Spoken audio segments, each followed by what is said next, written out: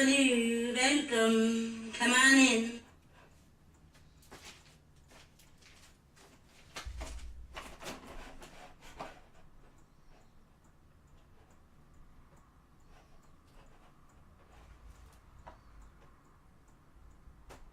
Willkommen, bienvenue, welcome, come on in.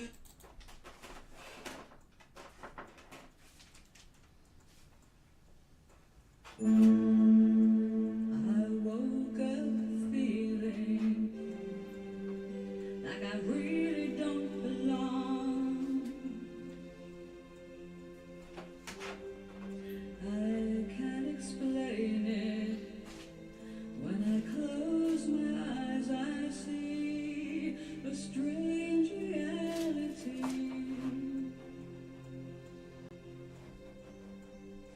Am I dreaming?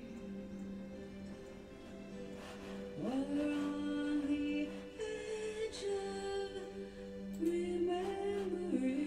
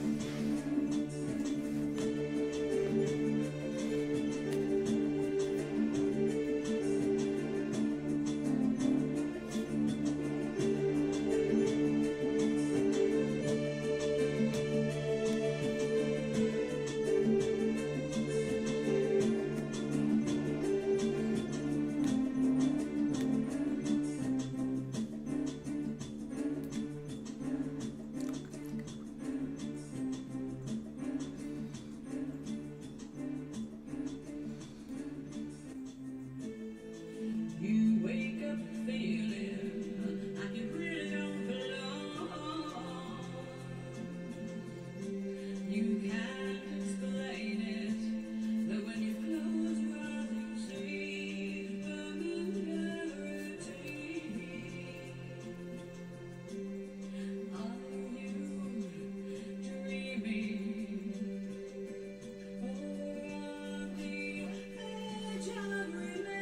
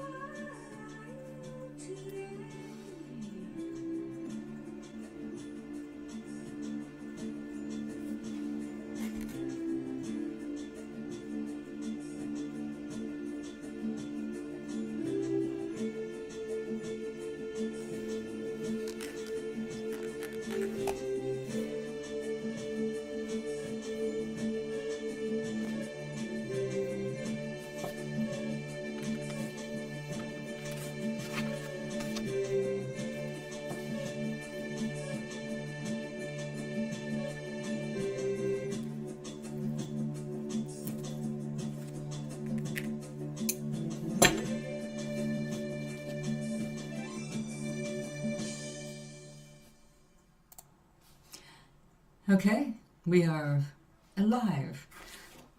I don't believe how early I was up this morning, got everything done. I was all set. Then I went to YouTube to start the whole process of doing a live video, and different screen popped up that I'm used to seeing, and I had to edit stuff. It's like, what? It was just, I was on the wrong page, I guess, and it made me 9 minutes late to my own show on a Sunday of all days. Sunday, when we frequently have non-sermons. It's a non-sermon day. I don't give sermons. I mean, I could, but half the time I digress and we do that kind of thing anyway every day, so we don't need Sunday as a special occasion to find, wisdom or answers. Okay, so what am I doing here? The very last of my sky blue gouache. Although this came with watercolors, I think. Or is this saying gouache? Yep, no, it's gouache. Gouache is the real one. Isn't that funny? It means left as well as an art, and also being a little tacky or crude. I love how words can have multiple meanings and confuse everybody learning the new language. Okay, so what is gouache? Gouache is an opaque watercolor. It is a whole bunch of pigment ground down like watercolor pigment, and usually something opaque like titanium dioxide is added. That's how we got this blue. Just really to me more like on the verge of being a periwinkle. So this is a blue with a little violet undertone and white, which gives it beautiful sky blue. But for me to make this color, I have to start out with a bunch of white. And then add, I'm going to take a guess, it's cerulean.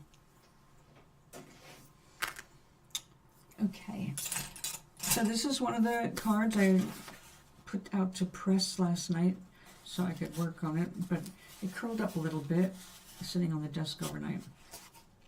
This is a background I'm creating so that I can make more shapes.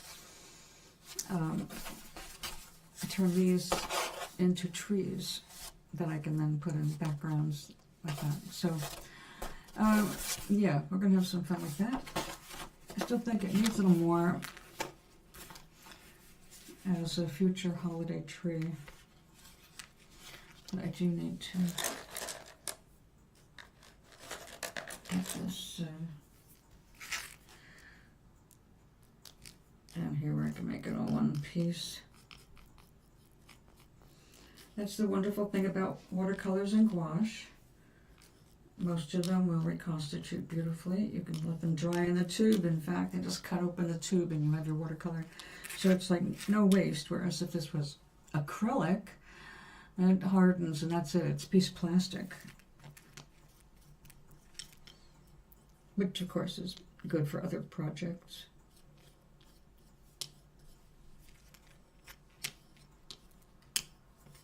Okay, let us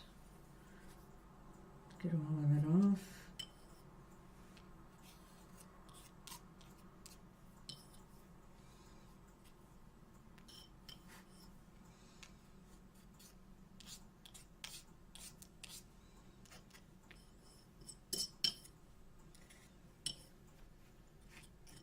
Now, I don't know what the art community is doing these days because so much stuff has moved to computer.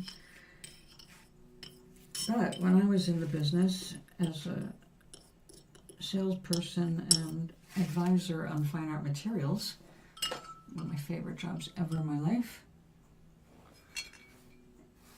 we had raw pigments finely ground, so you can make your own oil paints or watercolors with them, or pastels. Because essentially any of this stuff outside of petroleum-based products like acrylics, which, by the way, there is another acrylic on the market right now. It's a little pricey, but it is it's not fossil fuel based, which is going to be a boon. But they're still testing it, I think, for longevity and that kind of thing. But oil paints, pure pigment mixed with oil. Literally, that's it. Watercolor, pure pigment mixed with, for the most part, gum arabic. This stuff is your little magic honey to mix up your colors into a paste. So you can make your own stuff. Matter of fact, people who are getting into making their own makeup, you can buy the finely ground pigments that are considered safe in general. They also are warnings, like don't use this on your eyes, or don't get it in your eyes, or don't inhale it. Just because it's a pure pigment does not make it safe. Arsenic and lead are two examples. Cyanide. Now, if you like malachite, beautiful green stone, I've got examples of. You hear malachite is made a very deadly mineral. It comes from copper. Copper is poisonous. That's where you get your cyanide. So you do have to use caution. Pure does not, and organic doesn't mean safe. People make that mistake too often. They've associated things because of corporations using these actually scientific definitions as just catchphrases in their marketing. And then they become like, oh, everything's like that. It's like, yeah, arsenic, strychnine, these are all organic matters, but that doesn't make them safe. Now, the last deck I purchased was The Secret Language of Light. I did not buy it for the show. I bought it for me personally because I see us as beings of light, where part of us is currently incorporated in matter and moving the universe forward. So me, I am always part of a transmission, as we all are. But the words, they work for me, and all the beautiful light colors, things like that. But then I saw transmissions from your soul. Well, everybody's a different transmitter and receiver. So we all receive and transmit differently. Our transmissions are always the same in terms of how we send. We send through our emotions and our thoughts. But what we believe, dictates what we're transmitting, and also what we're open to. So when I saw this deck, I had my usual little bit of skepticism, because we're obviously on the same wavelength on some subjects, are we really going to be the same as we go through the cards? So, as I've always done with any deck that I've adopted, I sit by myself and I read the book, because all decks now come with a book, or they used to always come with a little booklet anyway. But if you want to know more about what the creator of the deck meant, then you need to have the book. So this being the most unusual of my oracle decks, or even meditation decks, I needed to learn more about it. Now, for me, one card, because I'm not trying to predict a future. I believe that we're creating it, and if we're listening to our inner being, we're going to create it to the best of our ability and to our greatest advantages. It's when we get all tense about things that we cut ourselves off from the inner voice. So I'm not going to be doing like layouts like I would do with a tarot deck, as an example. But also I love this because it had Osho. I love the Osho Zen deck, which is one I always use when people come to me for readings. One of 3 decks I always have on hand. Go inwards.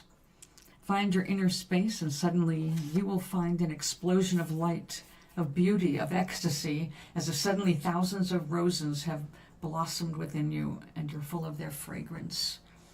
So Osho said that, and it started with a quote from Osho, so I thought, okay. Now, I'm not a follower of Osho, but all seekers of wisdom have something to offer. So I got it. For you who dream to shine, travel light, live light, you are light. And you see, travel light to me was a sign, because in my Nomaris books, their expression is travel light.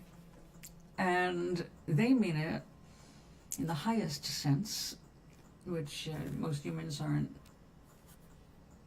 on that level at the moment, but more and more every day. Anyway, this was a signal to me, like, all right, see, you're never alone. And I know I'm never alone, because at any moment when I say, I need a sign, I get it.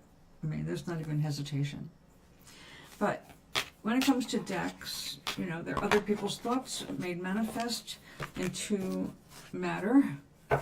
And I don't always agree with everything in the matter realm, because this is for the person who created it, most of all. But I found a lot of really practical ideas in this for helping people do meditations that help them on whatever level they're at the moment. And also the artwork. I am so in love with the light work, because it is light work. This person is clearly a light worker. They came here. This person is Denise Jarvie. So if you want to explore this on your own, even though it's showing backwards on camera, wonderful, wonderful deck. I highly recommend it. And this is from Blue Angel Publishing, blueangelonline.com, all one word. So definitely a shout out to them. That's their logo there. It's obviously something based in love. And that is what I intended to talk about today, about love. We've talked about love many times. Matter of fact, it's a regular subject as it applies to different things. Loving our friends, our neighbors, our family, loving ourselves. And I know that people have a really hard time with love yourself. Because we're not brought up to love ourselves. We're brought up to do whatever we're being told to do. And that means whoever is doing the telling has to be right, whether they're right or not. So that's always going to be a parent or a guardian of some kind, unless you're raised by wolves, in which case, congratulations, you got away from most of the shit before you even started. But I would have to say the majority of us are born the average way, and we have one or two parents, or in some cases, like me, I had 4 parents, because, you know, step families. I know that I'm not unusual in that at all. Matter of fact, I had 2 step families. So if I wanted to start counting relatives, I could go on for a while, except I don't keep in touch with any of them. Again, choices. We only have so much time in a day, right? Only so much time to sit in front of a computer, so much time to meditate. And by the way, meditation is a great way to start getting in connected to yourself and realizing how worthy you are without even trying to do anything. Just for being here, being alive means you're worthy. If you have a body, that means, yep, you're supposed to be here right now at this time, this place. If you don't like it, that's a signal. And that tells you, sit down and listen, and we'll tell you the next best move to make. Because we know by your feelings of discontent or anger or whatever else you're suffering, we know by those feelings what you want. You want the opposite of that. But because you're vibrating at the misery level, unfortunately, we have no option but to give it back to you. You're vibrating at that level. We'll give you everything on that level. That's all that's accessible right now while you're on that level. So you gotta learn to raise your level or raise your vibration. You do that by feeling good. Literally, when you feel good and when you feel happy, and if you're lucky enough to be feeling like passionate about anything, that's when you're most alive. That is when you're going to hear the impulses to do something different or even something familiar, but at the right time. It's like when you're in the flow, nobody has to tell you what to do and when. You just get up and you do it. And it's always the right time. It's always the best time. Like if I decide, okay, I need to do laundry, but I want to go down there when there's not going to be anybody there that's going to bother me. You know, nobody's going to annoy me to see them, because, you know, when you live in a big building, there's lots and lots of people who live there. You're not going to be in love with everybody you bump into. And some people have they're depressed, they got a lot of negative energy, and I don't like to bump up against that because I like to be happy. So, as it happens, I will wait. I will wait to do my laundry for that moment when my inner being says, okay, now's a good time. And every time I do it that way, if I bump into anybody, it's someone I want to bump into, someone I'm happy to see. And that is how we can live every aspect of our lives when we're in the flow. From the things that you love to do, when you're really into it, you put your head down into a comic book and it's so good. Like, you finish the whole thing and you realize, oh, you're gone. You were in the story. Or listening to a song with your eyes closed, sometimes your imagination goes to a great place. And for that little bit of time, your energy is high. And when it's up there, that's when you're going to get those signals, those impulses, those ideas. Another way to get into the flow is taking a walk. If you can walk, getting outside, taking a brisk physical activity on is going to get the blood flowing to your brain and everything activates. And also when you're busy keeping your body busy, it doesn't have as much time to bitch about things. It's more focused on keeping you going. And then your brain is free to come up with new ideas, or I should say, let ideas flow into your brain. Because although we've come to look at the brain as a depository, like a library of our experiences, that's not where they're really kept. Nobody can look in and find an exact memory at this point. But if you had the same thing firing over and over, we do have the science now where they can see what's firing over and over. They know what location of the brain certain things are more likely to happen. But even in studying the brain, there's new stuff being discovered all the time. How much more flexible the brain is. And it helps us learn how to get over the points where we become inflexible. But one of the things that really help us open up to our best possible outcomes is the belief that they can happen, they will happen. But if you haven't gotten to the they will happen part yet, the idea that they can happen, good things can happen to you, are really often tied to your feelings of how you care about yourself, how you think the world thinks of you.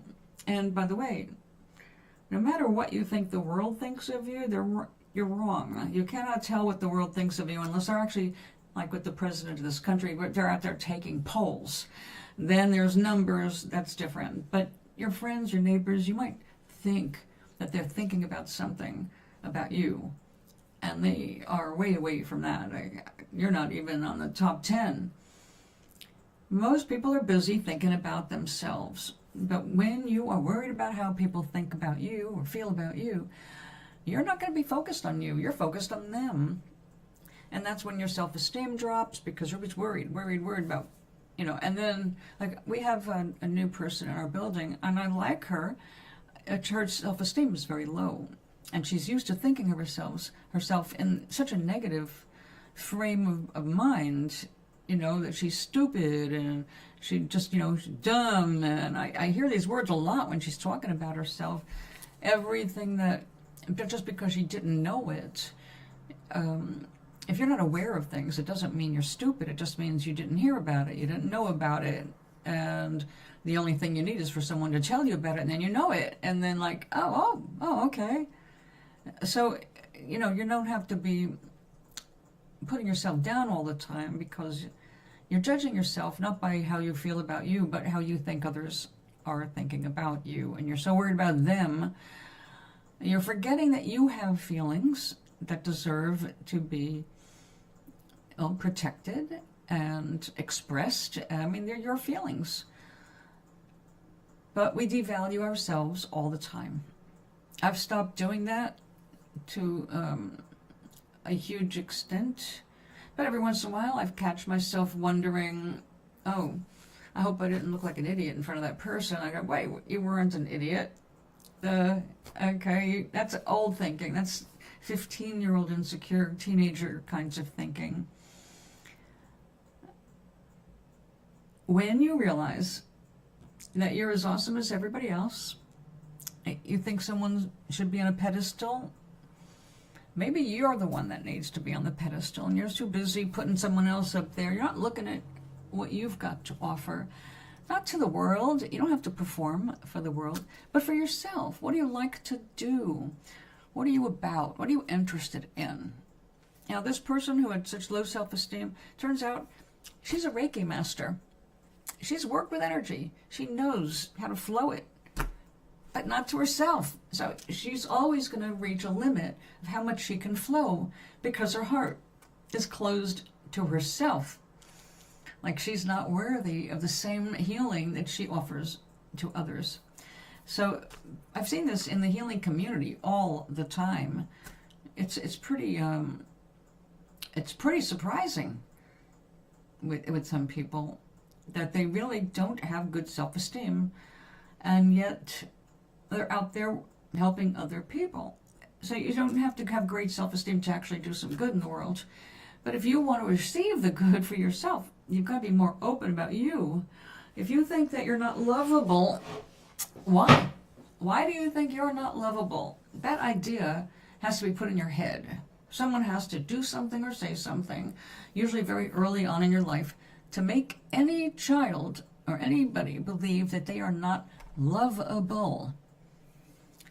So many people judge themselves by what they see in the mirror, and instead of embracing themselves because they don't like the image, they start looking at what they can tweak and pluck and color and, fix up. And it's like, okay, make yourself the best you that you feel good being.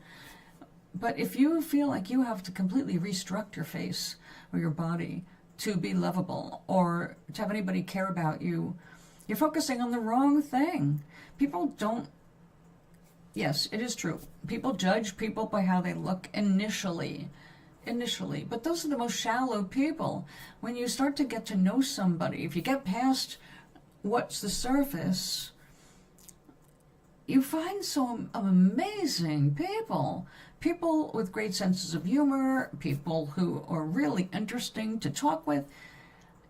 When you help those people realize their worth, the stuff that they hate so much starts to disappear. A lot of times, they talk about emotional eating. I guess I fall into an emotional eater category in that when I'm anxious or stressed out, I don't have any appetite. I just lose my appetite when I'm upset about something. When I'm relaxed, well, the old expression of like Saint Nick being fat and jolly, I could easily become fat and jolly because the happier I get, the more like, oh yeah, let's try that. I'm completely relaxed. I'll eat something. And there's also the munchies, which can happen from medicine now and then. But I don't look in the mirror and go, ew. I do admit I have been going in the mirror and going, oh my, you are older. You are looking older. But that is partly because I've got a good friend here that sends me artwork with my face, my 38-year-old face. So I see the difference between my younger self and my current self every single day. It's in my face. Now I like this person and I like the person's work, so I don't want him to stop doing that. But I realized that the other day, as an old lady, I lost my lips. The color goes, and you lose circulation, and I had a bad habit for a lot of my life of doing this. And I used to bite the inside of my lip all the time. You'd think that was a snack somebody was selling. I was bad with that. And I used to also do this. Or lean on, and I had to go to a doctor because of popping a hernia. And I said, well, what about this? It looks like I've got a little chocolate mustache right above my lip. Where is that coming from? What is that? She said, That's the body's normal response to pressure. If you keep touching things on your face, your body thinks it's getting injured. Same as like when sun is injuring your cells, and it produces more, was it melanin? So I have a line, or it's fading. I said, well, what can I do with that? She said, well, you stop leaning on it, for one thing. Keep your hands away from your face. And I know where this developed from the youth of being embarrassed about my teeth. I did not like anybody seeing me smile because I had 2 crooked teeth in the front, and I hated that. I was very critical. So I spent my childhood hiding my smile, laughing behind my hand, never let people watch me eat. So yeah, we all have these weird little things that we grow up with, and it starts from somebody making a comment. It's not like you just look at yourself and go, ew. Somewhere someone put that in your head that you're ew.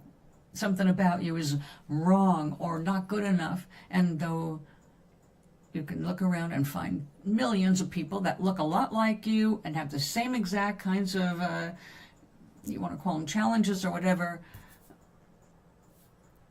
they're happy.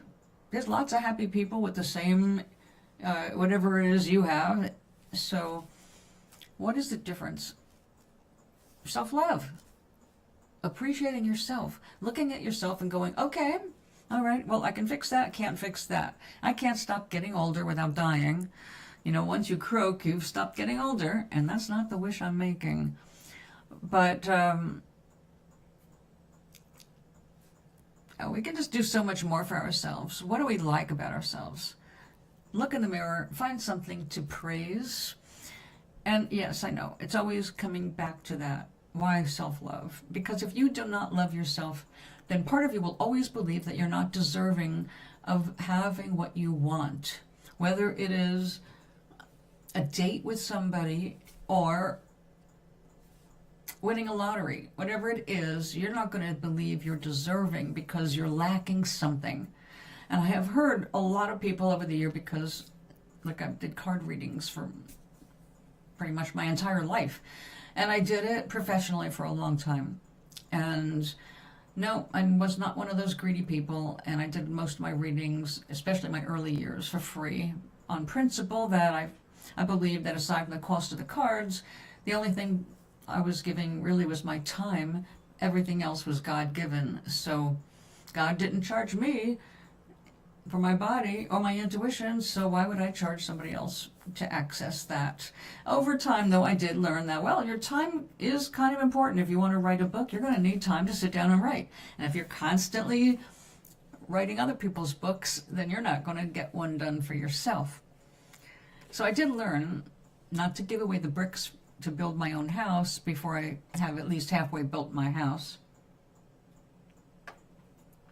But these are things that we learn as we go along. But the biggest one, like I said, is the self-love. If you don't love who you are, then what's wrong? Why don't you love yourself? Are you kind? Are you good? Do you do good deeds? Do you do things that make you feel good about you? I know that there are those Grinches in the world that don't want to give anything, but we call them Grinches because we don't like their behavior. We don't like how they treat other people. We don't like their greed. Is that you? If that's you, then yeah, you need to change to be more lovable. But even the Grinch found a dog to love him. So yes, nobody is completely unlovable. Even the most despicable people on the planet have had pets. Not all of them. I can think of one right now that never had a pet and still doesn't at almost 80, and I find that astonishing and sad, but also proof of having a complete lack of empathy. So some people are broken, but if they're succeeding, despite being pretty bad people, it means that their beliefs in themselves are consistent, that they believe without any lack of conviction that they deserve whatever they have. That's theirs for the taking. And because they believe that so thoroughly, their realities are way different from those who look on and go, oh, well, that's terrible. That's a terrible way to make your money.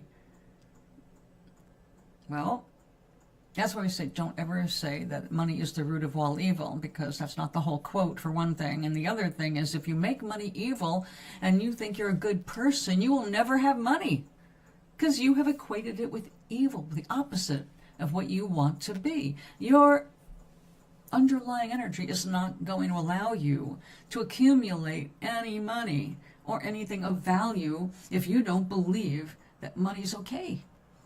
It's the bad use of money. It's using money to hurt people or manipulate people or deprive them of basic anything. That is the root of all evil, the wrong use of power. So stop saying it. If you've been saying money's the root of all evil, get that out of your head. You're undoing yourself every single time you say that or think it. It's revealing, ooh, you have a bad belief. And it doesn't matter where it came from. We don't have to go back to our childhoods and analyze every single thing. We know the most important thing is moving forward. And if we keep going back, well, I got that hang up from my mom, and I got this inability from my dad. Well, maybe so. But then you took them to heart and you amplified those particular lessons. Did you get their good lessons too, if they had any? Or did you kind of poo-poo those and just hold on to the ones that made you less than? So it's important. It's really important to learn that you are lovable, that you are loved by the source of all things above all else, not above all others, but all else. We here on the planet are beloved. There is no exception to that. Not even our enemies, not even the dictators, not even the worst people that are in jail. They are all loved just as much as you are. And we don't want to believe that, and that's part of the lack of love we have for ourselves. We want to believe that God is sitting on a throne and going, oh, you suck. I'm not letting you have any good luck. You're going to stay in jail and rot. Good for you. Well, the human part of us may go, yeah, that guy did a horrible thing, and we're glad he's in jail, and we're glad he's going to stay there for the rest of his life. But that's not how Source thinks about that person. You see, Source knows knows of redemption. No, Source knows that everything here is, I don't want to say play acting like it's not important what we do. What we do is very important here. And for all of us, we move forward with our actions. That's why I believe in good winning over evil. No matter what it looks like right now, I do believe in the inherent goodness of humans, despite examples of evil. Those are people choices, but they're all temporary. And every evil deed inspires good deeds as long as well as copycat morons. Because, there are those little Muppet heads. I shouldn't say that. They're not Muppet heads because Muppets are wonderful. Little puppet heads that just follow whatever they read about. Oh, I'm inflamed, I'm angry, I'm going to go kill somebody. Those are not people to emulate. We don't want to copy those people. But some people just don't have enough sense of self. They've never sat and thought, well, I know what they said about me and that makes me feel bad, but I know I'm a good person, or I know I'm capable of more than this. I know if I got away from this situation that I could do something really, good in my heart. People know that they are capable of good stuff until they're told they're not. And that's why, again, it's if you love yourself, you will stop taking on board so much of what other people say to you or about you. Because what other people say to you or about you is nowhere near as important as what you are saying to yourself every day. If you tell yourself you're dumb, you may not be dumb, but you will act like you are. You will make dumb mistakes because our subconscious mind is going to help us do whatever we believe about ourselves, good and bad. So self-talk Self-talk is where you're going to start letting in the light. You don't think you're lovable? Here's a stranger saying, yes, you are. Well, just think about how you're spending that time. Are you going to sit there and think of all the reasons to prove to me that you're not lovable? Or would that time be better spent with you thinking about all the reasons you can be lovable? Why you're lovable? What you have to offer in your heart? Stop looking in the mirror. What if there were no mirrors? What if you had to go walking into the woods to find a lake to look into to even see what you vaguely look like, aside from just looking like that? Oh, these are my hands. I saw a poem today of a young girl learning English, and one of the ways that she was learning English by incorporating it into poetry, which is, by the way, just think about that. Using a different language to express herself as she learns the language. I dare any white American to try that with Spanish.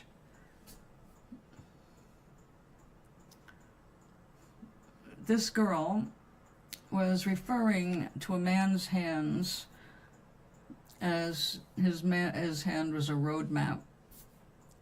Now basically she's talking about a very kind person, a fixer, someone who just appeared and did small things but left behind a feeling of having comforted the people because of his skills and his kindness, and not looking for a return, just doing his thing, helping other people.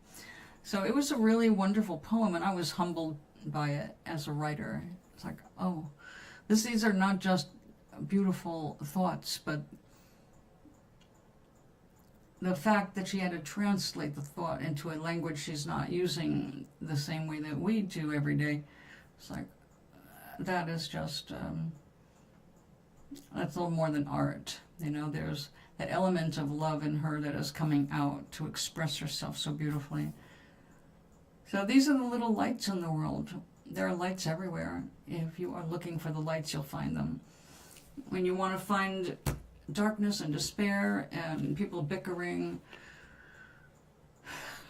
that's right, always right there in front of you.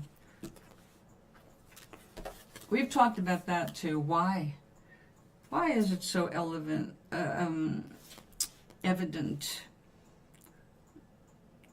in our lives? And it's because, vibrationally speaking, like a bass note, the negative or the tribal energies are closest to the planet itself, grounded, all right? There's nothing wrong with that. It's just a lower vibration. But in that lower vibration, other lower vibrations are more easily agitated, literally agitated. So there's anger, lust, the extremes that are not really healthy, you know, in a long-term, well, anything long-term. We don't need that kind of aggravation. We do need contrast in our lives to create better things, but we don't need to be aggravated. But that is our closest vibe. That's the red part of the aura. It is the first chakra or energy center, known by red, very tribal, very family. So we want a strong red energy center because of that passion to keep our families going and keeping them together and protected. But when we want to go into higher thinking, we have to rise above these impulses that arise from the more primitive parts of ourselves. We know that it's wonderful to protect that family fiercely, but we also know that the higher vibration of the love is higher in the body too. It's the heart center. And that's where we want to rise to. We want to love our family. We want to be able to extend our family and that vibration of love to the complete family, the family of all of us. We're all in it together.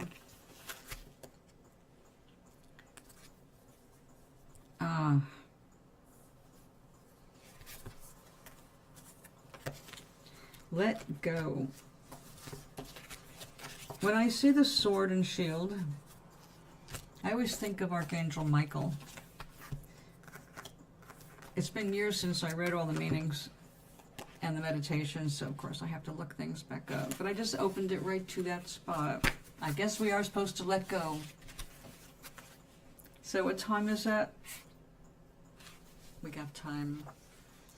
All right, this, and if you're interested in meditation, so I'm going to go ahead and do this. So you can mark this on the video. I will show this card to you.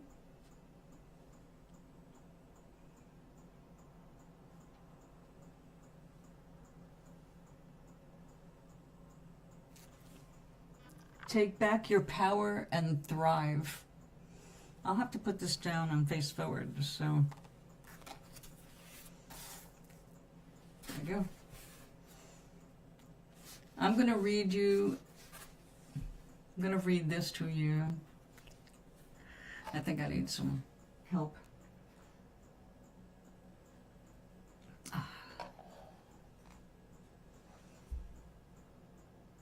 So good. Let all just be. Take back your light. Stop trying so hard and breathe. Letting go does not mean jumping blindly into faith, but to release the resistance you hold about a subject so your dreams and desires can be realized. We have all hung on to a person, place, job, or idea because we think it'll give us what we seek. But hanging on is the result of unbalanced thinking. This imbalance has you needing compensation. You created a deficit by compromising yourself, thinking that was the way toward your dreams. It was your choice to do that. Now it's your choice to let go and create from love instead of fear. You deserve to have what you want without compromising your truth. You cannot change what has occurred. However, you can change what you do from this moment on. No one has been placed upon this earth to make you happy, just as it is not your responsibility to make anyone else happy. Free yourself and everyone else of the idea that you must please others to be loved. You are love, and you are loved, no matter what has happened in your or another's life.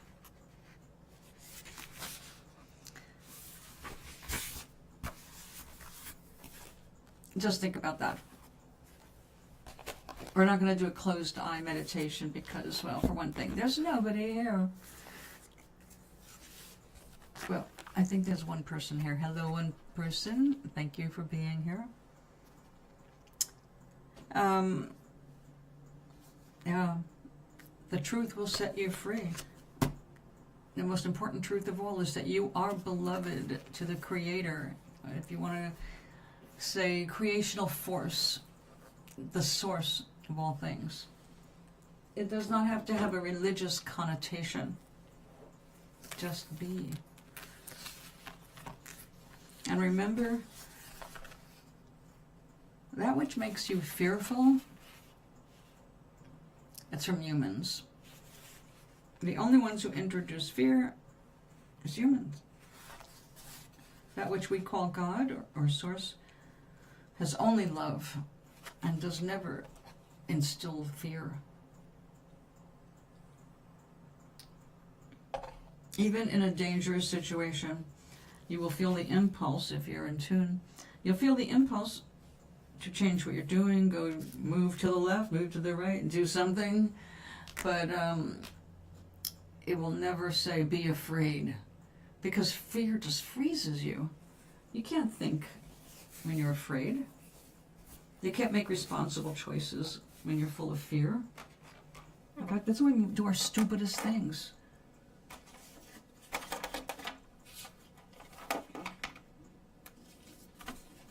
All right, I would love to do silver, but in truth, silver is just white with mica.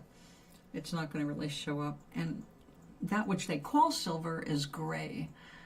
And I know this because I've worked with these metallics, and when you try to make a copy of a metallic, it doesn't reflect the metallic. It just shows you the color underneath the mica. Like I said, in silver, it's gray. We don't want gray Christmas trees. I want happy trees. Maybe another green. We have 2 greens and 1 gold. No, 2 golds.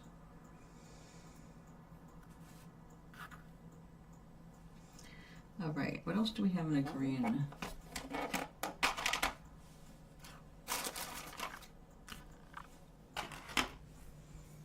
Oh, wait, we have that green. Yeah, we'll go with an emerald metallic.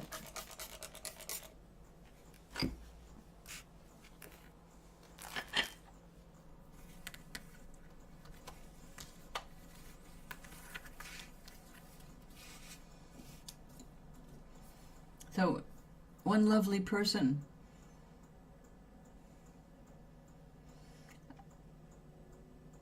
I forgot what I was going to ask. Oh yes, what are you doing the rest of your day? Is it morning for you? It's morning for me, heading towards noon. I will stay a little later because most of the time on Sunday, well, now that I'm starting over on Twitch, and off Twitch rather, I'm here, there are people who still haven't figured out I'm not on Twitch anymore.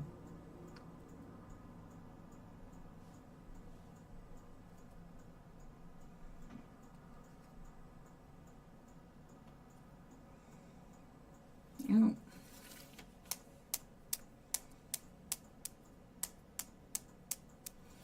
Let's use a splatter brush instead.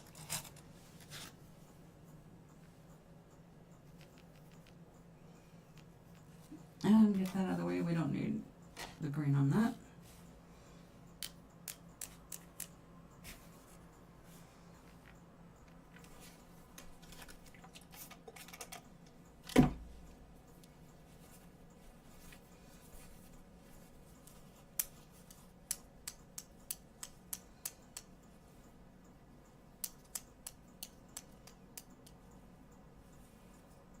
Alright, that's a good green, but it's not splattering, it's too thick.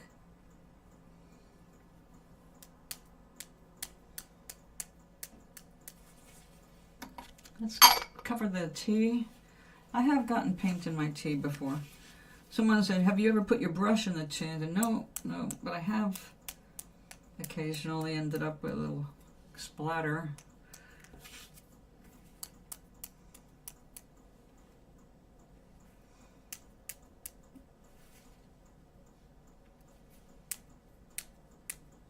Oh, that's much better, yeah. We don't need a whole bunch of white showing through.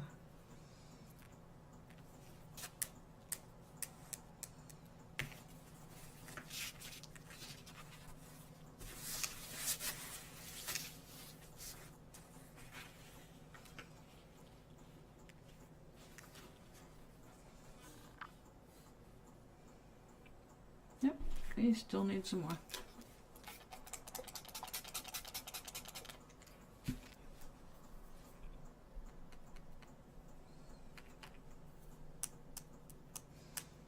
There we go. Definitely Christmassy green. So, Gloria called me yesterday. Gloria is my 98-plus-year-old friend who had to go to a nursing home last year, just before her 98th birthday. And I used to bring a painting to her every single day, but putting it on our door so that when she dragged herself all the way to the front door, she at least had something, you know, fun to get. But then she went to the nursing home and I have to mail everything, and I'm not able to keep up with the way I used to, because it's no longer just running down to the far end of the hall and giving her, I've got to now address an envelope and get stamps. So she sweetly sent me a half a dozen stamps and called me. She said, you know, you can You can put 2 paintings in one envelope if you want and save money. And I asked her, I said, well, do you enjoy opening the envelopes?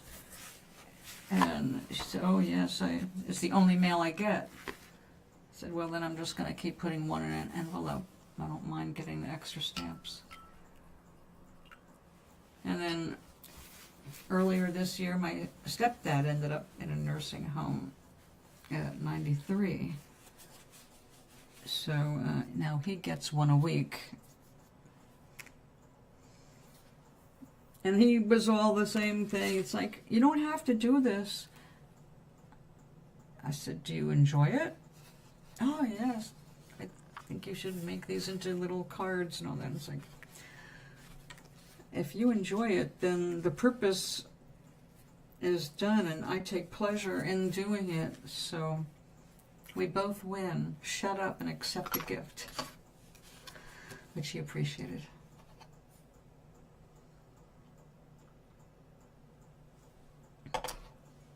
You ever notice how coffee and tea are just a notch better on a cold day? I like tea and coffee all year, but in autumn and winter it's just a little extra good. It's like hot cocoa. I do a hot cocoa at bedtime now because I don't go right to sleep. I work on my books. In bed though. So I've gotten into hot cocoa, sometimes with some peppermint oil in it, or a big heaping spoon of chocolate malt powder. I have been going through that cocoa at bedtime faster. Usually it was just like a little sip. Now it's like little sip, ooh, another sip. It's like, yeah. I don't get up and make a second cup though, but it's just extra good right now. It's funny is I was not a big hot cocoa drinker as a kid or teenager, or actually most of my life I was not really into hot cocoa. I liked it well enough, I just never went out of my way to get it. Now all of a sudden it's like, oh, bedtime chocolate. I can dig it.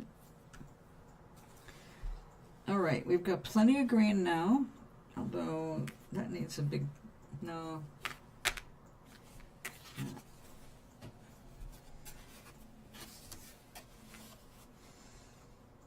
That is going to be pretty.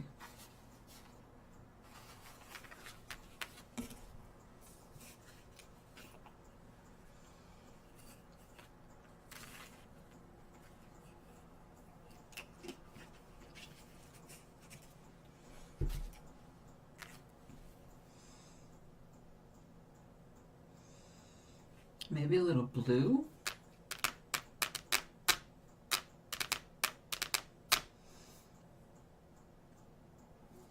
Like the sky coming through.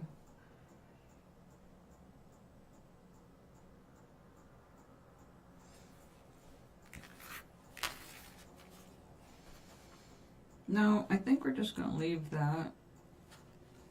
And we'll just take a gamble when I start cutting it.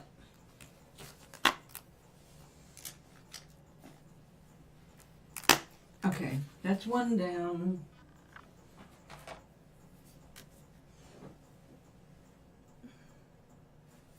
Oh, yes. We need another one.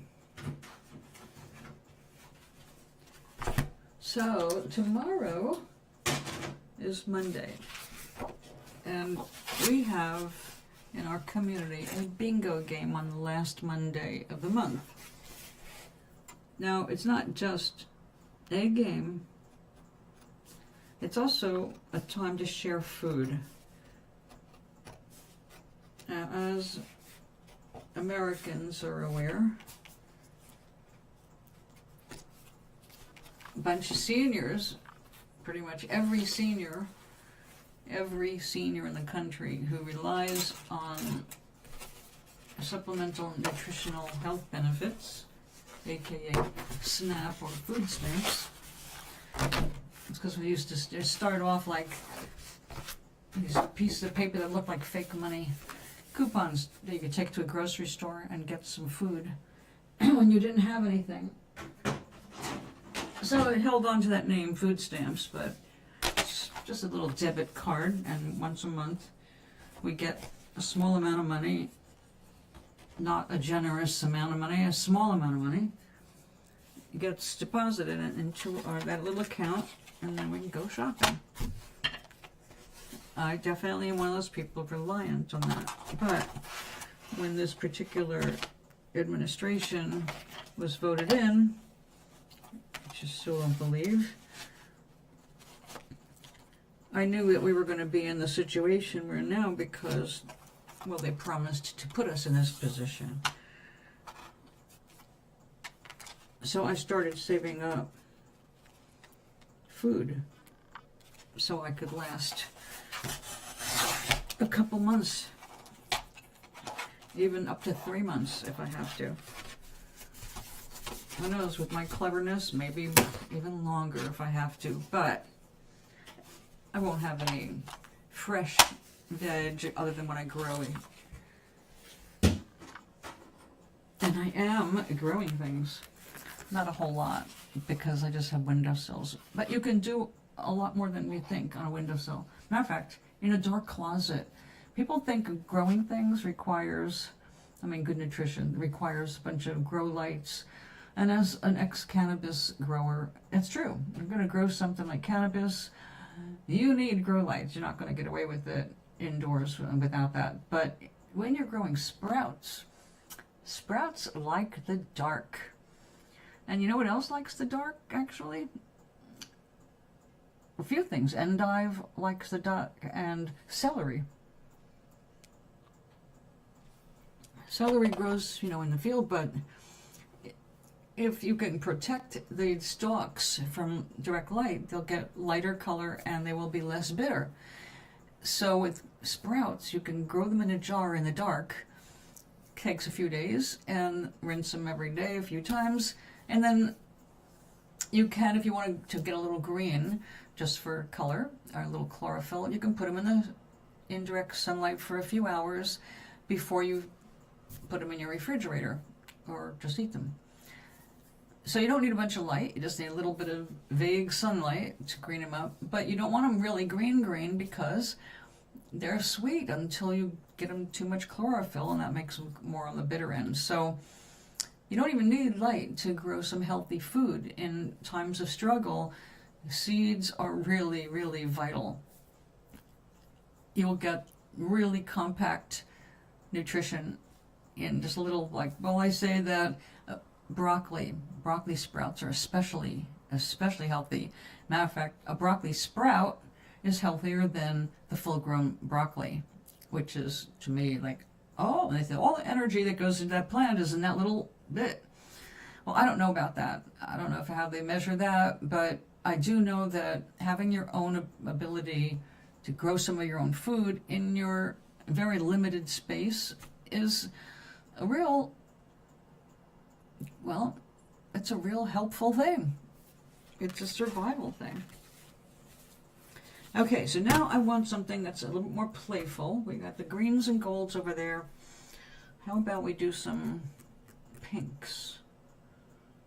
Yeah, let's do some baby colors. Maybe some pink, blue, and gold. No, we're not going to have, it's not going to be a baby announcement or reveal.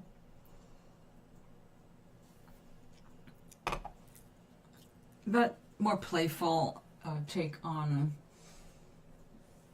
the winter holidays. And I'm big on snowflakes and stuff like that too, so let's give it some snow.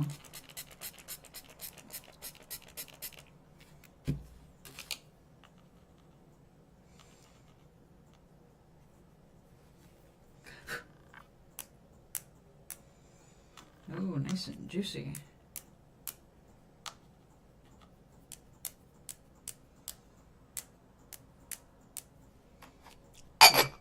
I just saw some blue dots hit the side of my cup.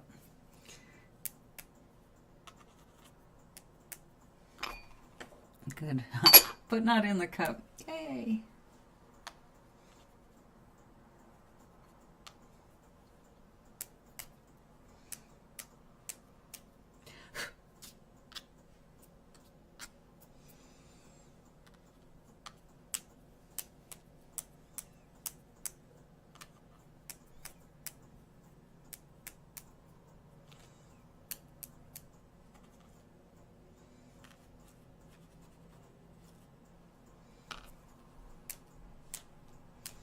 Little teal in there.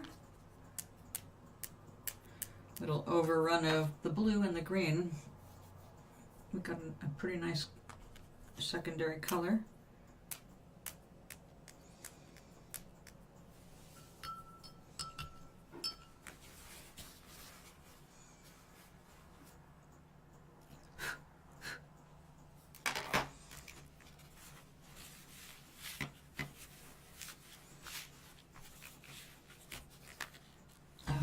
Let's get some fun color in there. Then we can make some of that metallic.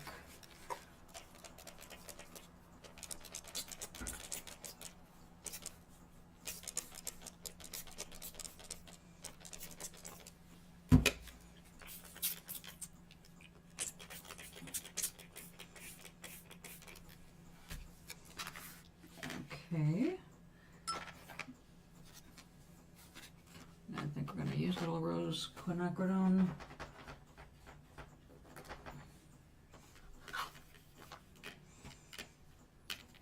Yeah. Take a little U.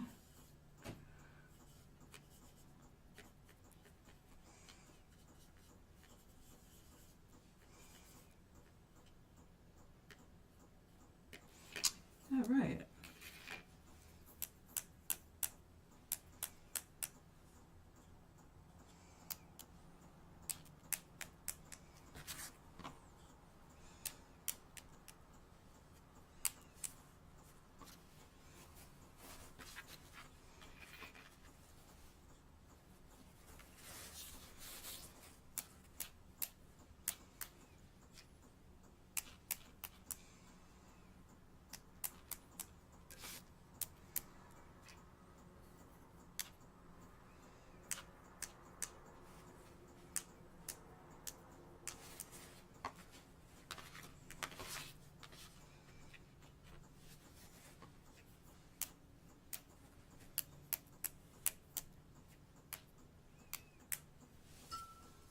Okay, dokie.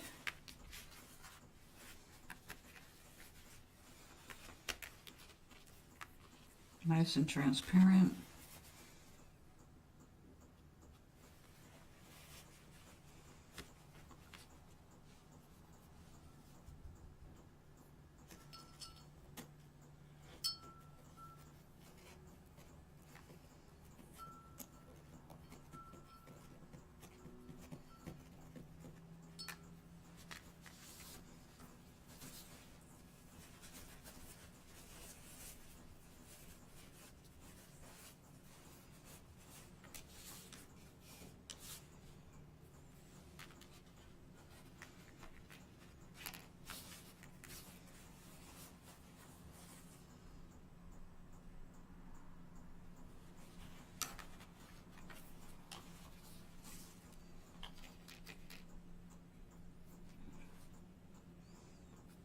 We need a gold.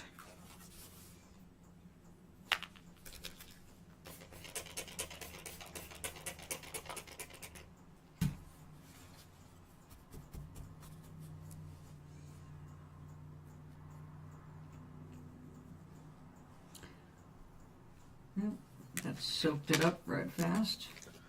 Try again.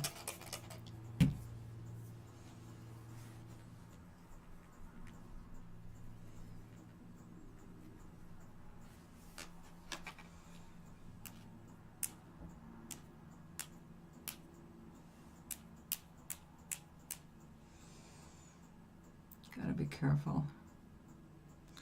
Too much gold on top of blue results in green.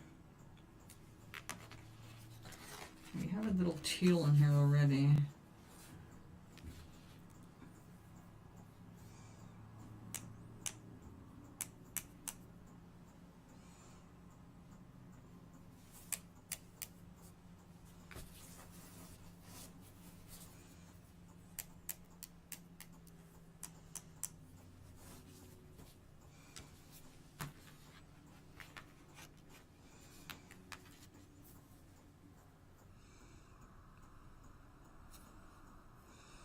I think we'll let that dry.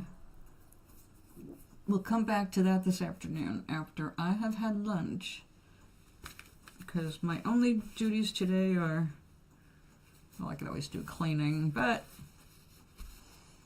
wouldn't I rather do something else? Why, yes, I would.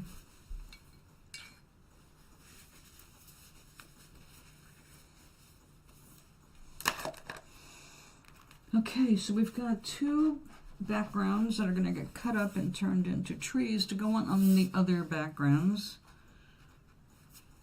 Future cutouts for doing things like that. In this case, they are for greeting cards for people in my building. And when I go shopping, I always like to bring a little something for the people who help me when I'm out shopping.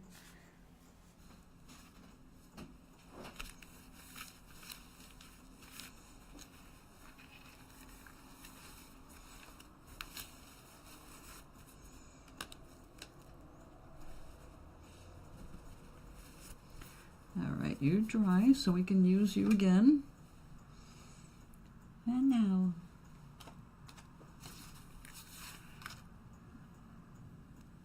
we are going to do the tree trunk we need.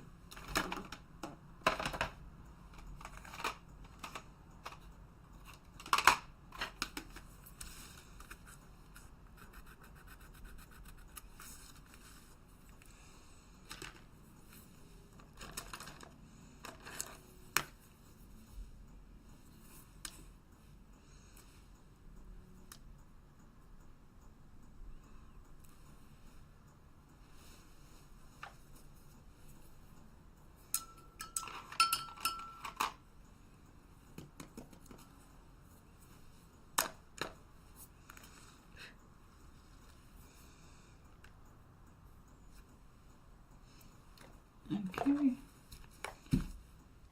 we need our little gold ornaments. That's weird. This is also watercolors, but made for cutting out and using in these. So I can use this as a sample. There we go.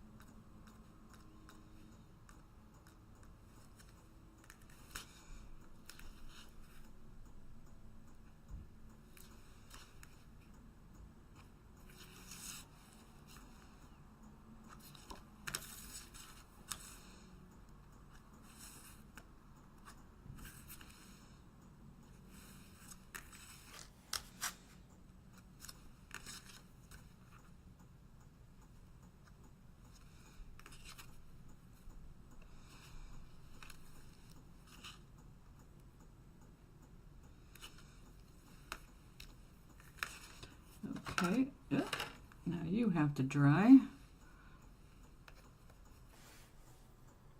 As usual, we just go back and forth.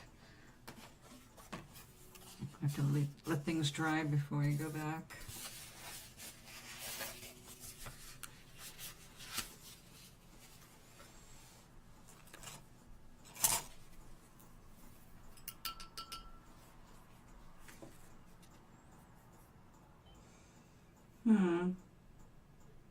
Acrylic.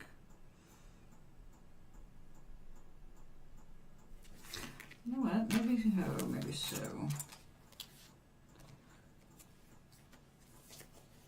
Let's see how this one is.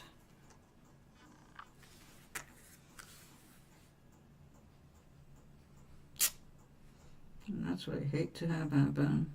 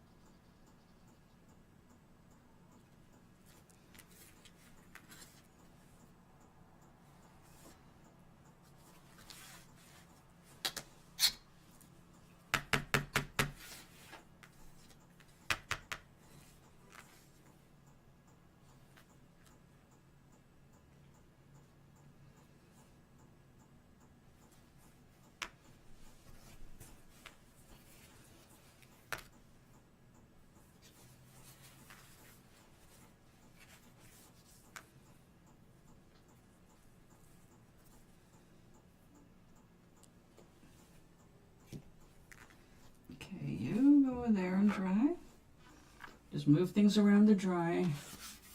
What was I going to do with that? I'd end up using this. Oh my goodness, the four? No.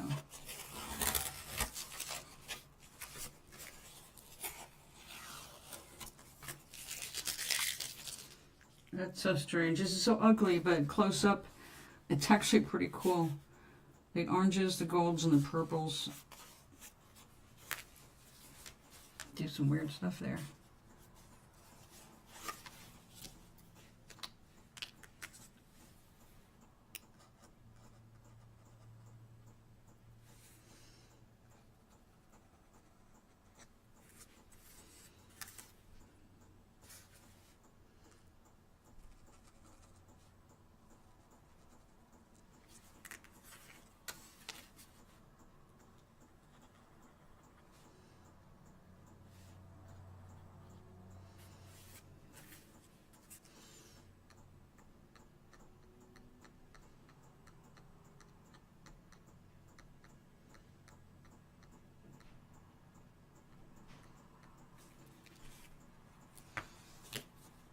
Okay, you strange thing. Just, oops, sorry about that.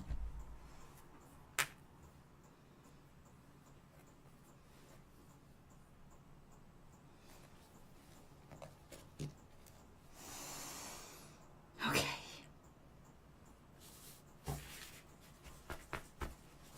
Hello. All right, you're drying. Where's... Oh, I didn't have anything else set up, apparently. That doesn't sound right. I have to go see what's under Norman Rockwell.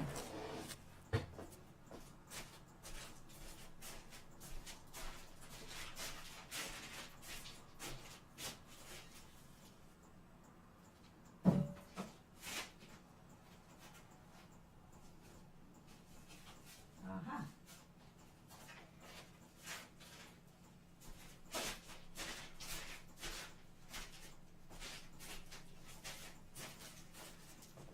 Well, I already had these, but they were done. They were just getting pressed.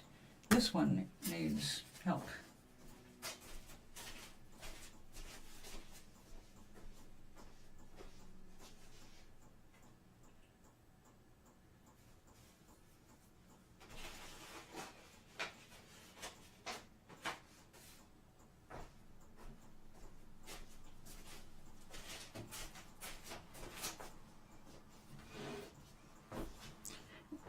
One of Gloria's favorite things is butterflies. So for a while, I just got tired of doing butterflies because everything had butterflies. But I couldn't think of anything else to match with this pumpkin because, I don't know, I did so many pumpkins last year, I'm bored. I thought I would be more entertained by using the colored pencils, but no, kind of boring. I think I'll just sign that. Send it off.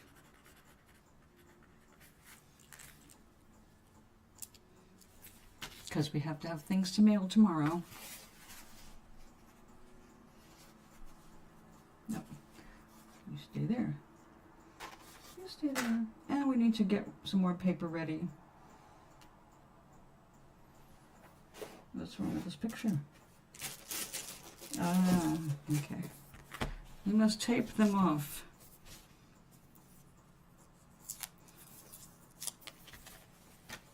One of my natural sponges.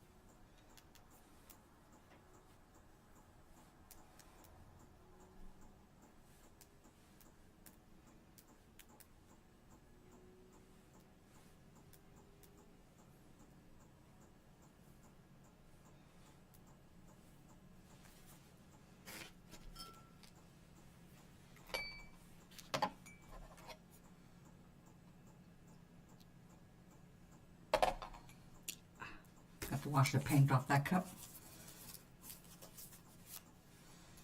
All right, we are going to go and do another sunflowers, pumpkins.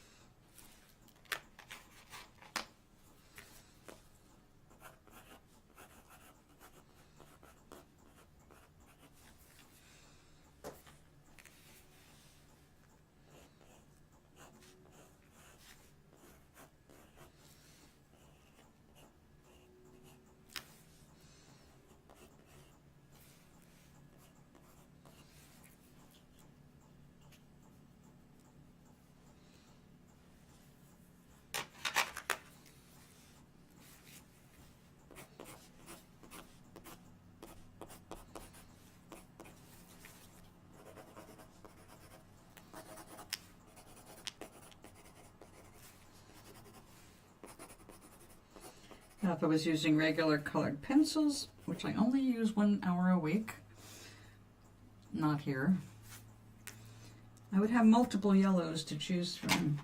In this case, I only have one, the watercolor one.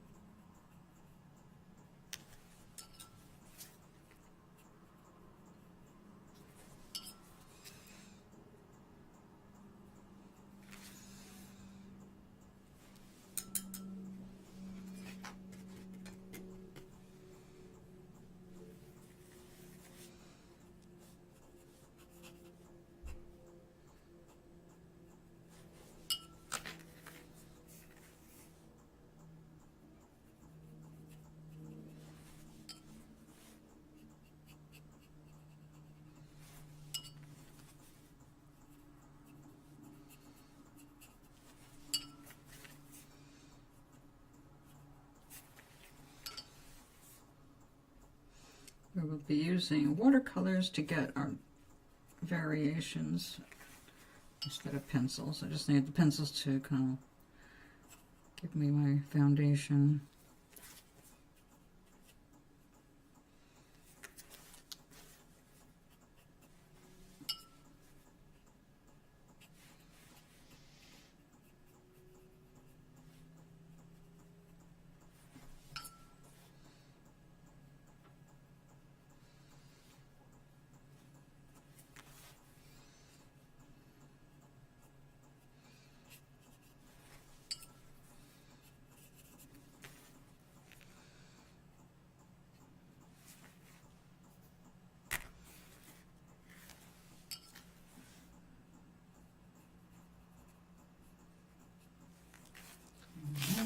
You try.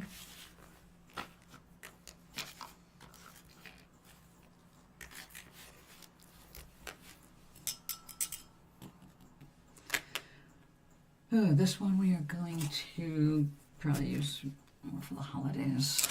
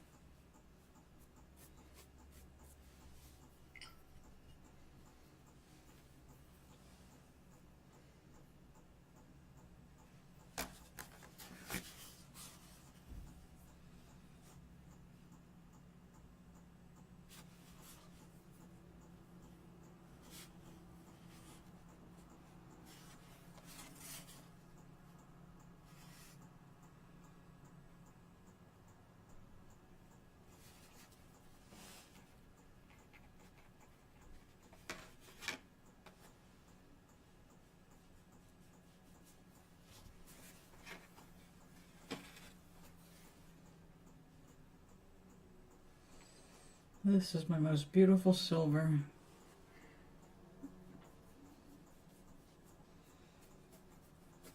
Which is probably invisible to you right now. Looks like I'm just waving my brush around. Nothing on it. Actually, there is.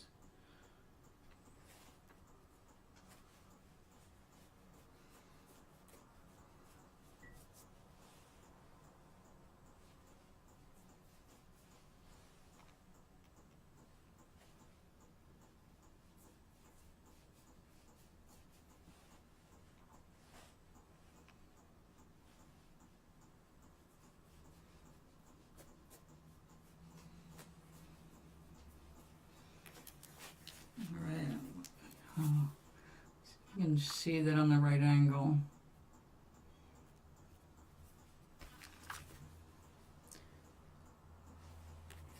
It'll be more obvious when it's all dry.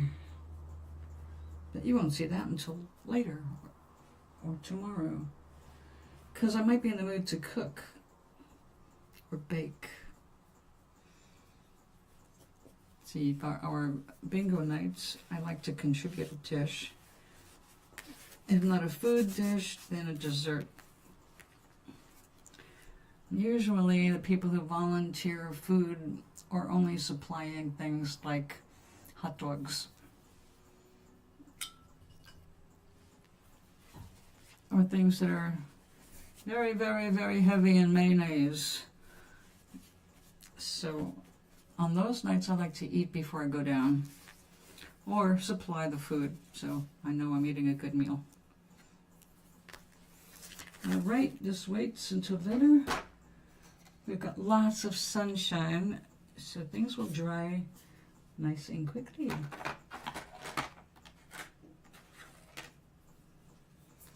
Okay. I've already planned a yummy ramen with shrimp lunch, so I'm going to go and make that now. I'll be back either cooking or painting this afternoon. But first, feed the face. And if you don't come back, make today wonderful for yourself. As if you actually really love being alive. I'll see you later.